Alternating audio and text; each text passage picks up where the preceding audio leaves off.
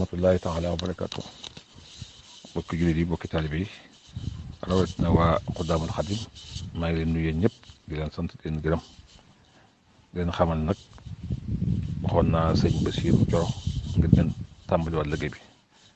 démb itam fàttali naa ko fee ci autorité yi bi ñuy def certification la ngir bëgg ñëpp yëg ko kon nag maa ngi ñaan yéen kuy membre Xudaam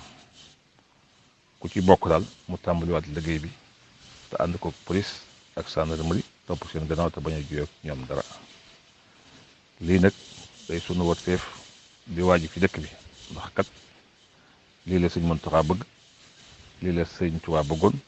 ñi ko wutoon ñëpp ak sëñ Muntaxa moom lañ bëggoon rawat nag sëñ Abdou Lahad mi nga xam ne moo ci gënoon a fisal kàddoom te ak màggal mi jublu si ni ma bëgg nag kon ñu tàmbali liggéey bi ngir barkeeloo ko ci loolee kon maa ngi sant bépp membre Xudaam di ñaanal nag taalibe yi Sëriñ Tuubaa yëpp ak waa dëkk bi yëpp te ñaan itam képp ku leen mën a jàpp rek nga jàpp leen nga xam ne liggéey Sëriñ Tuubaa rek lañ jublu waaye du dara kon maa ngi sant di gërëm di ñaan wasalaamaaleykum wa rahmatullahi wa barakaatu.